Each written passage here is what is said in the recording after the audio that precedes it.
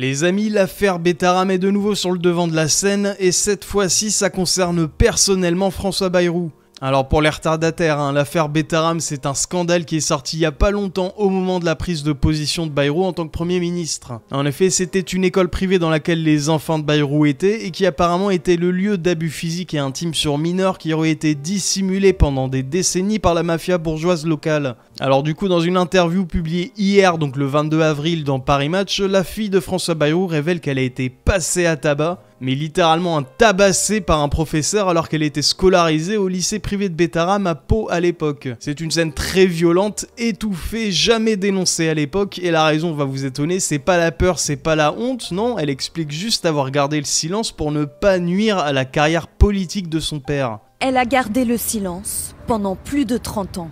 Hélène Perlan, la fille de François Bayrou, a trouvé le courage de témoigner. Dans un entretien à Paris Match, elle révèle avoir été victime de violences physiques lors d'un camp d'été organisé par l'établissement catholique. Un soir, alors qu'on déballe nos sacs de couchage, l'artigué me saisit tout d'un coup par les cheveux. Il me traîne au sol sur plusieurs mètres et me roue de coups de poing, de coups de pied, sur tout le corps, surtout dans le ventre. Hélène Perlan avait 14 ans au moment des faits. Elle affirme n'avoir rien dit à son père pour le protéger des répercussions politiques. Cet ancien élève était dans la classe du fils de François Bayrou, le frère de la victime.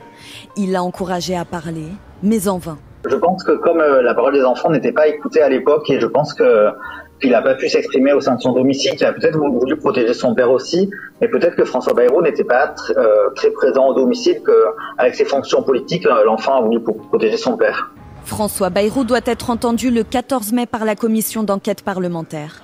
Il nie avoir eu connaissance des agressions physiques et sexuelles, dénoncées aujourd'hui par 200 anciens élèves de Notre-Dame de Betaram. Oh là là, et 200 anciens élèves, c'est énorme quand même. Alors j'ai retrouvé l'interview de Paris Match avec le passage qui nous intéresse, par contre faut payer et comme j'ai pas de thune et qu'honnêtement ça me fait chier de cracher de la thune pour Paris Match et Mimi Marchand, je vais plutôt aller sur El Famoso, site qui enlève les paywalls des articles. Par contre la mise en page elle casse un peu la rétine. Alors du coup lisons ça ensemble. Lors d'un camp d'été dans les Pyrénées organisé par la même congrégation à laquelle Betaram appartient, le père Lartigué décédé en 2000 se jette sur vous. Vous avez 14 ans. Je précise le contexte, vous aviez perturbé l'année précédente la préparation à la communion solennelle supervisée par une bonne sœur avec qui l'abbé s'affiche ostensiblement. Donc la fille de Bayrou répond « Ces deux-là m'avaient à l'œil. Elle avait quelque chose de sadique, de très malveillant, une vraie méchante qui a voulu se venger. » Lui m'avait déjà lancé, donc l'artigué, toi la fille de Bayrou, insolente comme ton père. Dans cette colo, on était une quarantaine, moniteurs inclus. Un soir, alors qu'on déballe nos sacs de couchage, l'artigué me saisit tout d'un coup par les cheveux, il me traîne au sol sur plusieurs mètres et me roue de coups de poing. De coups de pied sur tout le corps, surtout dans le ventre. Il pesait environ 120 kilos. Oh là là. Espèce de gros porc de 120 kilos qui tabasse des gamines de 14 ans, putain mais... Pour parler crûment, je me suis uriné dessus et suis resté toute la nuit comme ça, humide et prostré dans mon duvet. Donc la personne qui l'interviewe lui demande « Personne n'a intervenu ?» et elle répond « La scène, comme tant d'autres, est conçue pour faire effraction dans le psychisme. Personne n'a la séquence entière, on ne sait pas ce qui s'est passé avant, on ne sait pas si c'est une punition, on ne sait rien. L'artigué ne s'excuse pas, il n'est pas en colère, il n'est pas gêné. J'entends juste « Elle s'arrêtera peut-être de sourire ». Dans les yeux de ceux qui ont assisté à ça, il n'y a rien, le vide. Ils sont épinglés sur place, témoins de rien. Avec le recul, j'ai pu trouver leur réaction généreuse, comme pour dire « on n'a rien vu, on ne veut pas t'humilier ». Je suis pleine d'échymoses, j'ai des acouphènes sévères, je vais en balade avec les autres en jurant que je ne suis pas cassé, que je ne suis pas sa victime, et je me jure que je sourirai 2 fois plus. Cette scène d'agression gratuite encore aujourd'hui, je ne la supporte pas, je l'évacue. À la limite, je me dis, mais pourquoi ne t'es-tu pas barré? Pourquoi tu n'as pas porté plainte? J'ai verrouillé, refoulé. Cette violence extrême devient un non-événement. Elle empêche de faire de cette scène une réalité, mais j'y ai laissé beaucoup. Ma structure s'est effondrée pour sortir du déni. D'ailleurs, je dis ça amicalement au passage, mais elle me fait penser pas mal à Fifi Brin d'Acier, je trouve. Donc là du coup on a la réaction de son père, donc François Bayrou, qui était chamboulé apparemment par les révélations de sa fille, alors qu'au passage il était bel et bien au courant de ce qui se passait, des abus dans l'école de ses enfants. Visiblement il avait ouï dire de ce qui s'y passait, il a rien fait. J'imagine que si je ne l'avais pas lu, ça vous surprendrait. Qu'est-ce que je peux dire? En tant que père de famille. comment vous dire ça de la manière la plus juste.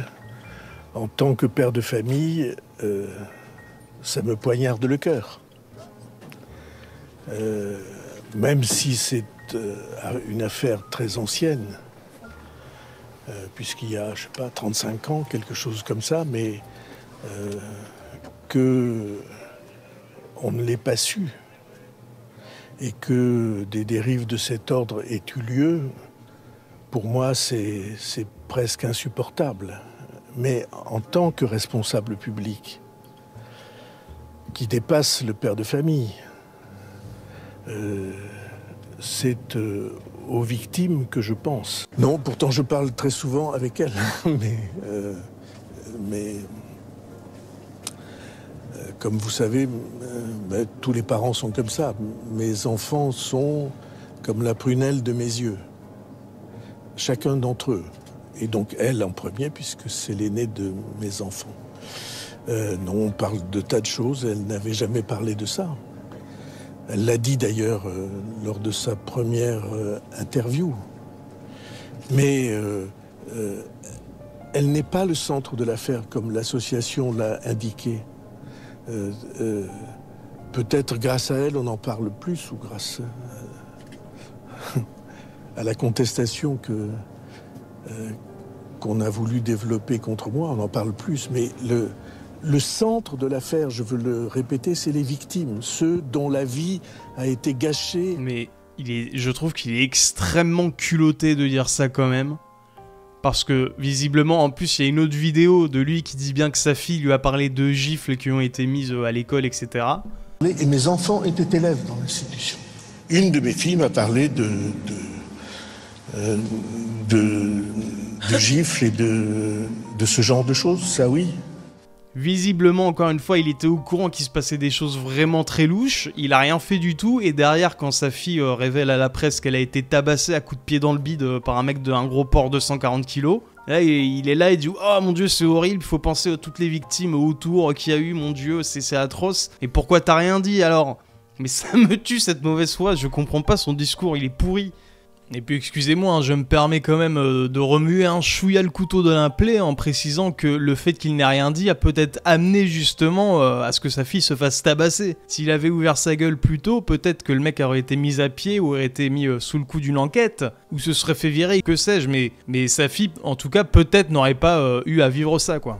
Parce que, alors oui, aujourd'hui, François Bayrou, il dit qu'il n'était pas au courant, hein, que sa propre fille ne lui a rien dit, qu'il n'a jamais su. Et au fond, bon d'accord, c'est peut-être vrai sur ce cas précis. Peut-être qu'il ne savait pas que sa fille s'était faite frapper, peut-être qu'il ne voulait pas savoir au final non plus. Mais ce qui dérange, c'est que d'autres élèves dans le même établissement ont témoigné de violences, de comportements déviants, d'agressions chachoual. Et ça, ils pouvaient pas le savoir en fait à l'époque. Parce que Bayrou, c'est pas un parent lambda, hein, c'est un élu local, un homme d'influence, un ministre de l'éducation nationale à une époque quand même, hein, et un habitué des arcanes du pouvoir.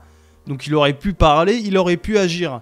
Moi je mets ma main à couper qu'il était au courant de plein de trucs, hein, c'est obligé. Il aurait pu faire fermer ce genre d'endroit. Mais il a fermé sa bouche à la place. Et ce silence, c'est ce qui a permis à certains profs, en fait, de continuer à abuser d'élèves sans jamais être inquiétés. Pendant des décennies, d'ailleurs, je crois que ça a duré 30 ans ou je sais pas combien. Le mec, il est mort en 2000. Et puis bon, si on veut garder quand même un peu de nuance et un peu de recul, si on veut peser le pour et le contre, c'est quand même bizarre au niveau du timing, hein, que cette affaire sorte que maintenant, au moment précis où Bayrou est propulsé Premier ministre par défaut en pleine crise de légitimité. Et là, bon, soudainement, 35 ans après, le passé ressurgit. Alors un passé sale, dérangeant, certes, mais qu'on ressort au moment le plus opportun médiatiquement. Alors oui, ce qu'il a fait ou pas fait, c'est très grave, mais le fait que ce dossier sorte maintenant des décennies plus tard alors qu'il est au sommet, pour moi, c'est aussi une manœuvre de déstabilisation politique à peine voilée, hein, mais bon. Donc croyez surtout pas hein, que les mecs qui tirent les ficelles médiatiques de tout ça en ont quelque chose à faire en fait des enfants et des victimes. Je vous le dis direct, ils en ont strictement rien à foutre. Et au fond, bah, c'est toujours la même histoire, hein, des silences quand il aurait fallu parler et des révélations quand il est déjà bien trop tard et que les traumatismes sont déjà ancrés dans les personnes.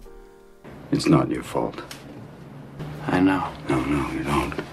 It's not your fault. I know. It's not your fault. All right? It's not your fault. Don't fuck with me. Voilà, sur ce, merci à toutes et à tous d'avoir regardé la vidéo. N'hésitez pas à lâcher un petit pouce bleu, un commentaire pour le référencement ou à vous abonner si vous le souhaitez. Moi je vous dis prenez soin de vous, le plus important c'est la santé, faites attention aux punaises de lit. Allez, à la prochaine.